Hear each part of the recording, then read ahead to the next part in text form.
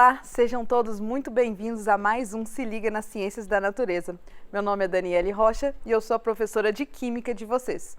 Na aula de hoje, nós vamos começar a falar sobre radioatividade e radiação, conteúdo da semana 4 e 5 do PET 3. Nas últimas aulas, nós encerramos o assunto de cinética química, falamos da rapidez de uma reação e os fatores que influenciam a velocidade dela. Hoje, nós iniciamos então um pouco do histórico e do que é esse fenômeno da radiação. Então, o objetivo da aula de hoje contempla analisar fenômenos naturais e processos tecnológicos com base nas relações entre matéria e energia, para propor ações individuais e coletivas que aperfeiçoem processos produtivos, minimizem impactos socioambientais e melhorem as condições de vida em âmbito local, regional e global. Então, esse é um objetivo geral que se aplica muito bem ao nosso conteúdo aqui de radioatividade. É entender esse fenômeno natural que a ciência, como ela se aplicou e modificou a nossa sociedade. Então, nós precisamos entender um pouquinho do processo da descoberta desse fenômeno. Muitos materiais didáticos associam a descoberta da radioatividade a esse cientista Becquerel. Na verdade, Becquerel ele estava estudando o fenômeno da fosforescência, que é esse fenômeno das substâncias que brilham no escuro, como o apagador da luz, o interruptor da lâmpada. A gente pode observar que quando apaga a luz, o interruptor ele fica brilhando no escuro, que é para ajudar a gente a localizar mesmo e facilitar o acendimento da luz. Para isso acontecer, aquela substância fosforescente, ela precisa absorver energia, ela precisa absorver luz, precisa estar na claridade para depois ela conseguir irradiar essa brilhar no escuro.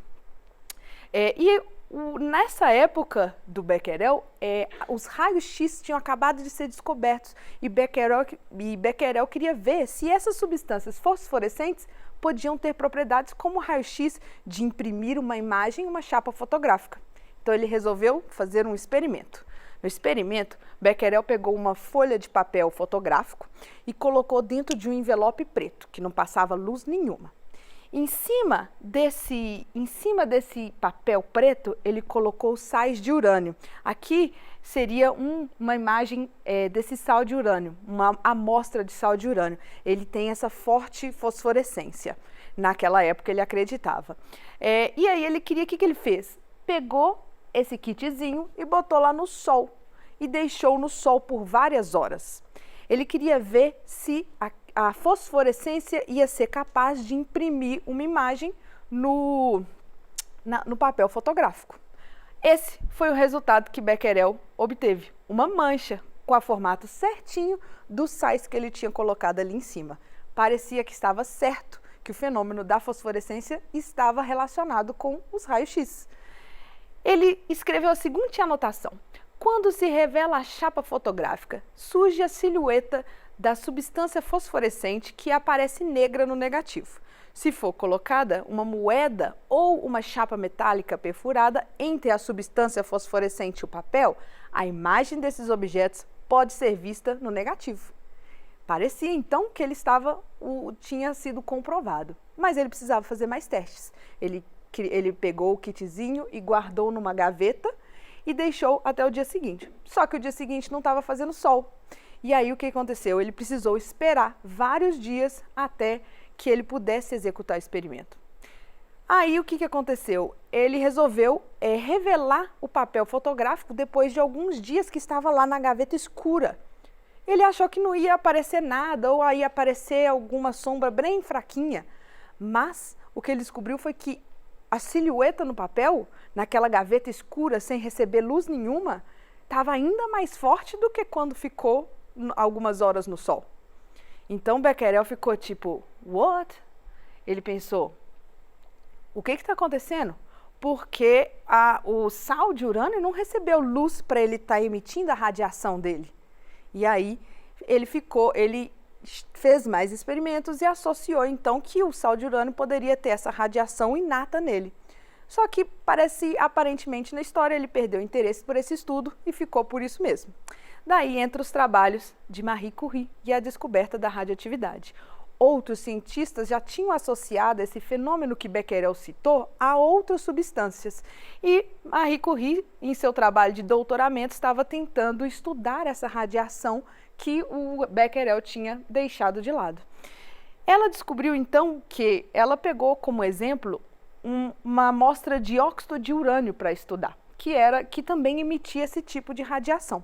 Só que o que ela percebeu foi que uma amostra de óxido de urânio, que é uma mistura, né, tem urânio ali dentro e outras substâncias, é um minério, ele era 4 vezes mais radioativo que um urânio metálico, o urânio puro. Uma amostra misturada estava 4 vezes mais radioativa do que o puro. Aí a Marie Curie que ficou, what?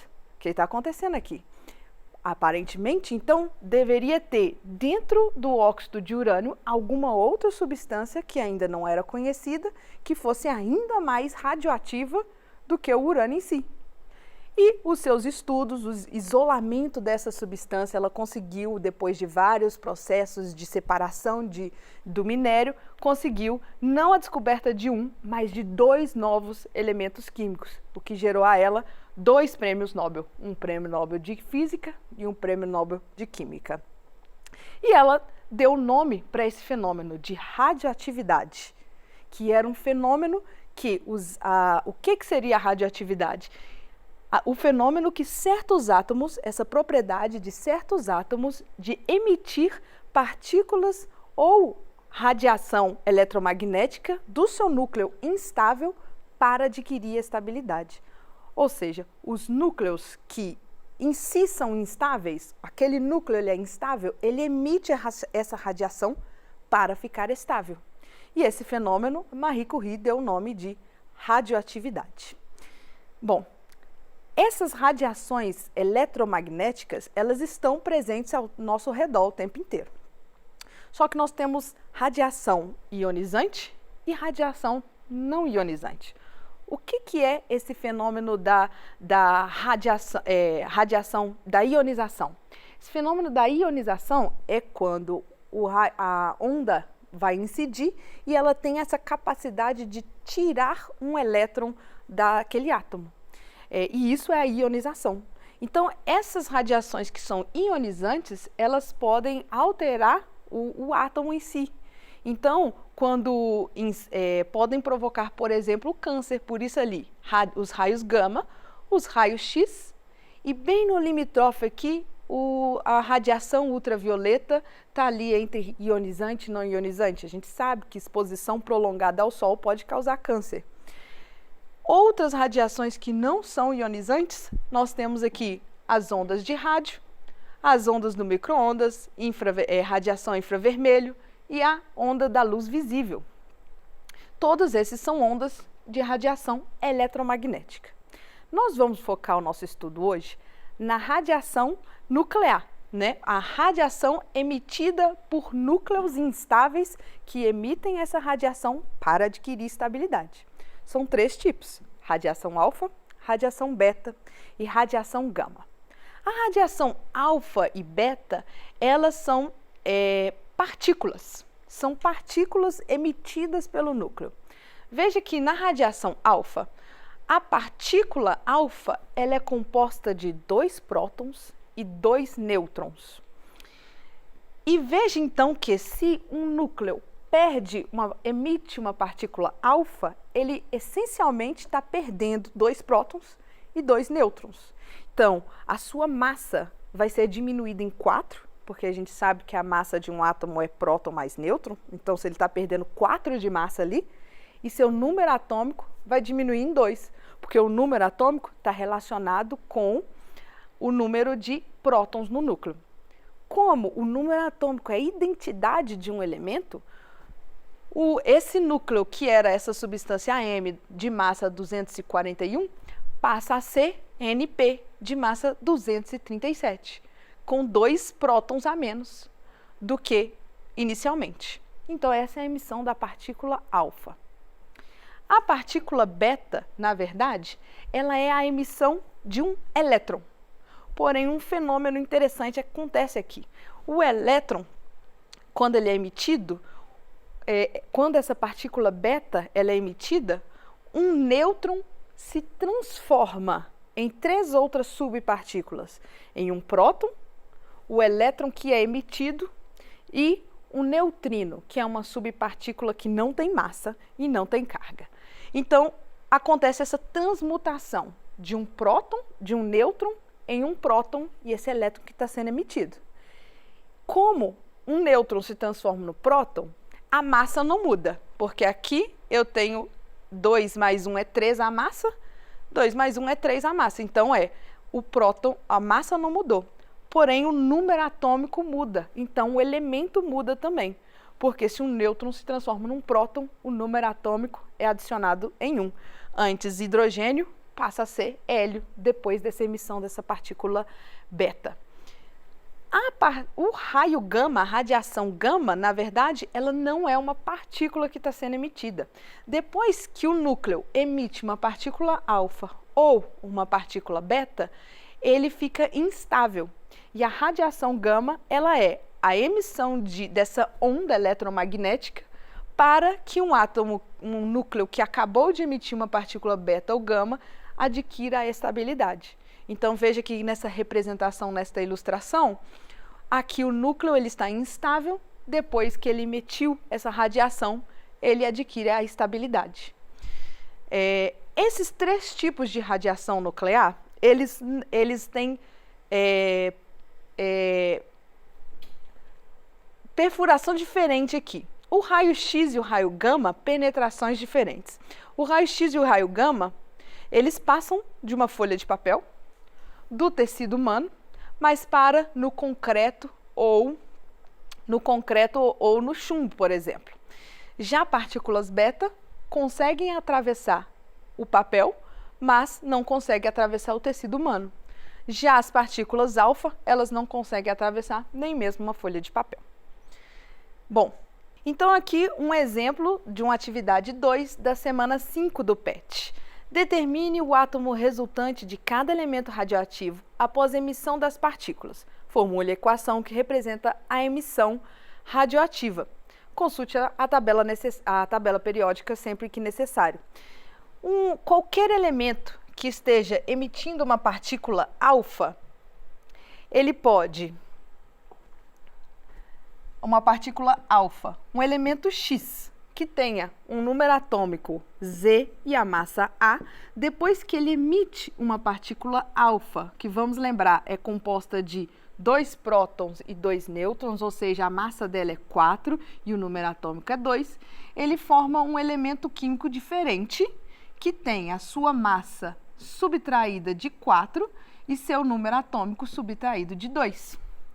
No caso do urânio aqui, então, é só colocar nessa fórmula o urânio 235 e número atômico 92, ele vai emitir uma partícula alfa de massa 4 e número atômico 2 e vai se transformar em um elemento que tem a massa 231, que ele perdeu 4 na massa, e número atômico 90. Eu preciso ir na tabela periódica e consultar. Esse elemento de número atômico 90 é o tório, TH. Então, essa é a equação para a emissão dessa partícula alfa pelo elemento urânio. Bom, o próximo exemplo seria o próprio tório emitindo uma partícula beta. Uma partícula beta, então, do tório, TH, 230, número atômico 90. Quando ele for emitir essa partícula beta, a partícula beta, o que acontece? Soma um no número atômico, fica o número atômico 91 e a massa não altera, 230. E aí a gente precisa ir lá na tabela e consultar qual é esse elemento químico Z aqui, novo elemento químico depois da emissão da partícula beta. Já na emissão da partícula gama, o elemento químico não muda. Então, o carbono 14, emitindo essa radiação gama, ele não vai se alterar, vai continuar sendo o carbono 14. Outra informação importante da radiação é o tempo de meia-vida, que é o tempo que gasta para que metade dos átomos de uma amostra radioativa se decaia para outra fórmula nuclear. Então, se no início eu tinha 10 gramas de um elemento radioativo, depois de uma meia-vida, que no caso do carbono 14 é 5.730 anos, essas 10 gramas se transformam em 5. Depois de mais 5.730 anos, 2,5, mais 5.730 anos, 1,25. Cada elemento radioativo tem uma quantidade específica o tempo de meia-vida é específico para aquele elemento. Vocês podem acessar, uma sugestão seria acessar essa simulação que mostra a datação radiativa. Depois que um ser vivo morre, a quantidade de carbono 14 que o tecido vivo absorveu, ele vai diminuindo com o decorrer dos anos. E aí eu posso determinar com isso quanto tempo tem que aquele ser vivo ele morreu, pela quantidade restante de carbono 14 naqueles restos. Então, por exemplo, se eu quiser saber desta caveira que estava ali, quanto tem, eu sei que 76,6% de carbono 14 ainda sobrou, eu sei que 76,6% passaram-se então 2.210 anos. Demora 5.730 anos para ficar com 50%, que é metade, que é um tempo de meia-vida.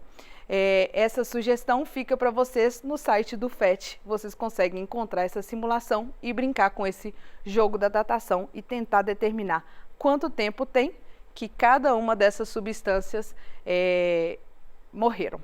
Cada uma desses resquícios aqui, desses fósseis. Bom, o césio 137 possui meia-vida de 30 anos. Se tivermos 12 gramas desse elemento, após quanto tempo essa massa será reduzida a 0,75? Nós precisamos ver que a cada 30 anos eu tenho metade disso. Então, 12 gramas, depois de 30 anos eu vou ter 6, depois de mais 30 anos, 3, mais 30 anos, 1,5, e depois de mais 30 anos é que eu vou ter 0,75, e é assim que funciona o cálculo de meia-vida. Bom, nessa aula, então, nós compreendemos a diferença entre radiação ionizante e não ionizante, né? A ionizante seria a radiação gama, radiação raio-x, e vimos que a radiação ultravioleta está mais ou menos ali no limite entre ionizante e não ionizante.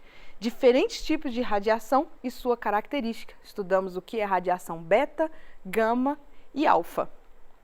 Compreendemos o tempo de meia-vida e a datação radioativa.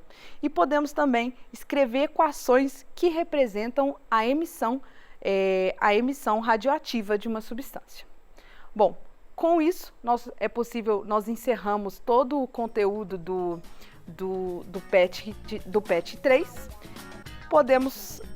Bons estudos, nós nos vemos de novo no quarto bimestre.